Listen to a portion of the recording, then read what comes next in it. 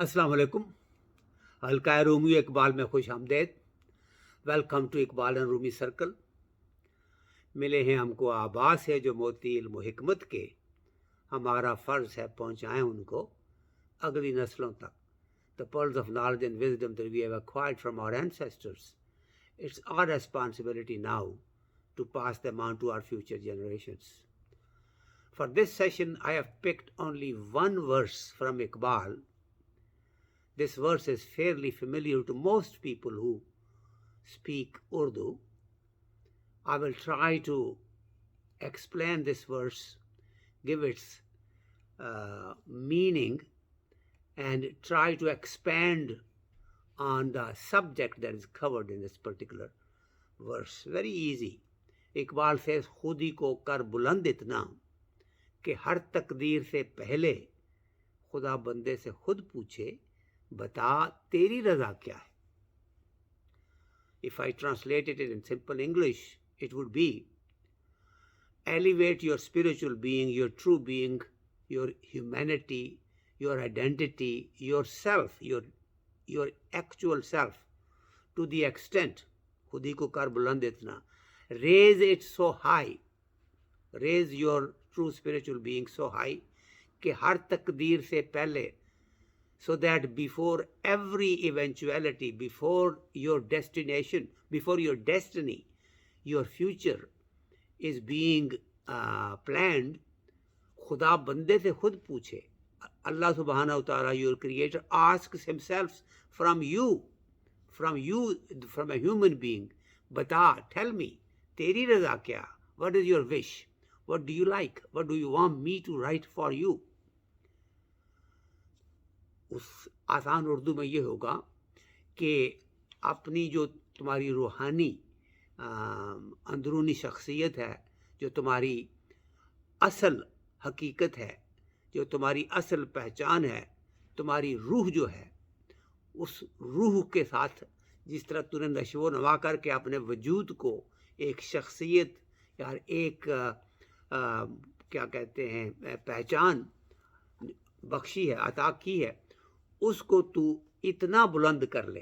खुदी को कर बुलंद, खुदी उस रूहानी शख्सियत को कहते हैं कर बुलंद इतना, उसको इतना ऊंचा कर ले, इतना ऊपर कर ले कि हर तकदीर से पहले, तकदीर वो होती है जब अल्लाह सुब्हानहू व तआला आपके लिए एक चीज़, एक जो आपकी के साथ पेश होने वाले वाक़यात या हादसात हैं अगले, उसको तकदीर कहते हैं. जो आपकी किस्मत में लिख दिया जाता है कि ये आपके साथ होगा, ये आपके पास आएगा, ये आपके साथ हादसा होगा, ये आपके साथ अच्छी बात होगी, जो भी है वो आपकी तकदीर है. कि हर तकदीर से पहले खुदा बंदे से खुद पूछे, आपका मालिक जो है वो आपसे खुद पूछे, बता तेरी रज़ा क्या, तेरी मर्ज़ी क्या है कि मैं तुम्हारे लिए क्या लिखूं. मतलब ये हुआ कि इतना अल्लाह रब्बुल इज़्ज़त के करीब तुम पहुंच जाओ कि पर वो जो तुम्हारी मर्ज़ी के मुताबिक तुम्हारे लिए तकदीर लिखे, कि जो तुम्हारे साथ कल होने वाला है वो वही हो जो तेरी ख्वाहिश है, जो तेरी तमन्ना है.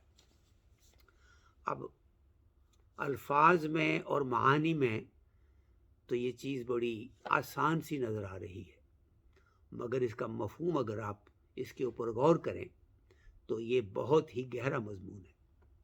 इसमें इशारा है कुरानी आयत की तरफ, वेर अल्लाह सुब्हानहू तआला की तरफ से ये इरशाद होता है कि जब मेरा बंदा अपने ज़िक्र से, अपनी इबादत से और अपनी रूहानी ताकत से अपनी नशो नमा इतनी इस कदर कर लेता है कि मेरे करीब आता जाता है, तो मेरा इतने करीब हो जाता है, फिर आखिर में एक ऐसा मकाम आता है कि जब वो उन हाथों से महसूस करता है जो कि मेरे हाथ हैं, उन पाँव से चलता है जैसा कि वो मेरे पाँव हों, उन आँखों से देखता है जैसा कि वो मेरी आँखें हों.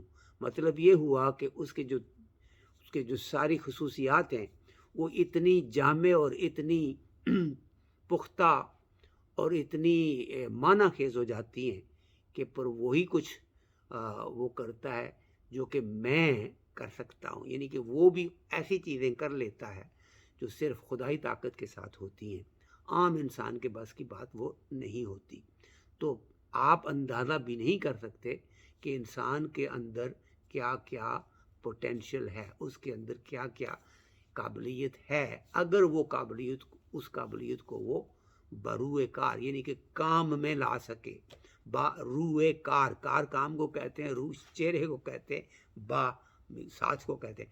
اگر وہ ان اس کے اندر جو خصوصیات ہیں اگر ان کو کام میں لا سکے تو پھر وہ ایسی چیزیں کر سکتا ہے، ایسے کام کر سکتا ہے جو کہ خدا کے کام ہوتے ہیں. یعنی جیسے موسیٰ علیہ السلام، ایسے انہوں نے جب اپنا عصا دریا کو انہوں نے جب مارا تو دریا جو ہے وہ پھٹ گیا اور اس میں راستہ ہو گیا. اسی طرح جب عیسیٰ علیہ السلام اور جیزس کرائسٹ جب کسی ایسے مٹی سے ایک پرندے کی شکل بناتے تھے اور اس میں پھونکتے تھے تو وہ اڑ جاتا تھا. یہ کام انسان کا نہیں ہوتا، یہ تو خدائی کام ہے کہ خدا کی طاقت ہوتی ہے، جو خدائی ہے جو زندگی دیتا ہے کسی چیز کو، انسان تو دے نہیں سکتا. لیکن جب عیسیٰ علیہ السلام اس مٹی کے پرندے کے اندر پھونک مارتے تھے اور وہ اڑ جاتا تھا، اس میں جان پڑ جاتی تھی، تو یہ کام الہی کام ہے جو کہ انسان کے وجود سے ہو رہا تھا. اسی طرح اور مثالیں کافی ساری ہیں جس میں انسان اتنے درجے تک پہنچ جاتا ہے کہ وہ ایسے کام کرتا کہ جو کہ کام جو ہے انسان کے لیے ما فوق الفطرت ہوتے ہیں، اس کی نیچر سے بڑھ کے ہوتے ہیں، بلند و بالا ہوتے ہیں. تو یہ انسان کے اندر پوٹینشل ہے، لیکن یہ ہے کہ انسان اس کو بروئے کار اسی وقت لاتا ہے جب وہ اپنی روحانی شخصیت کو، اپنی خودی کو اتنا بلند کر لیتا ہے کہ وہ بالکل خدا کے نزدیک چلا جاتا ہے.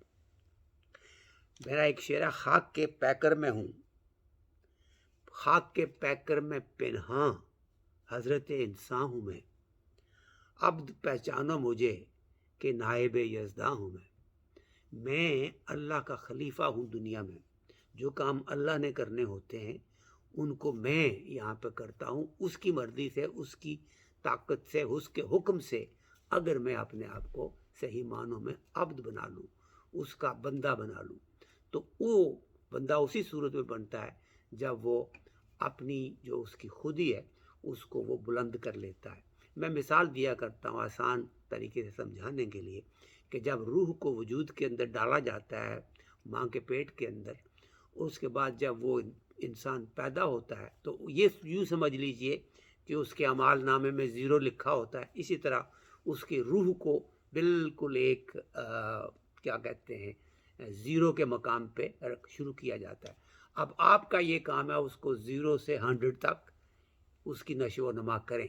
تو جتنا آپ پاک صاف اس کو کریں گے، جتنا آپ اللہ سبحانہ و تعالیٰ کی طرف رجوع کریں گے، اور جتنا آپ اس روح کو اور اپنے وجود کو اس روح کے ساتھ ہوتے ہوئے جتنا آپ اس کو اللہ کے نزدیک لے کے چلیں گے، اتنا ہی آپ کا درجہ بلند ہوتا چلا جائے گا.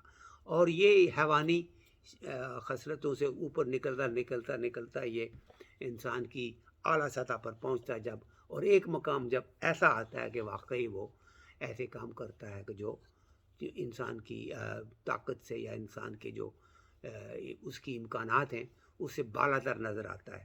تو وہ پھر اس وقت وہ جو کام ہے وہ ایسا ہے جیسا کہ وہ اللہ رب العزت اس کی مرضی کے مطابق اس کے لیے تقدیر اس کی لکھ رہا ہے. تو خودی کو کر بلند اتنا کہ ہر تقدیر سے پہلے خدا بندے سے خود پوچھے، بتا تیری رضا کیا ہے. یہ ناممکنات میں نہیں ہے، یہ ممکن ہے، یہ ہوتا ہے، یہ ایسا ہے جیسے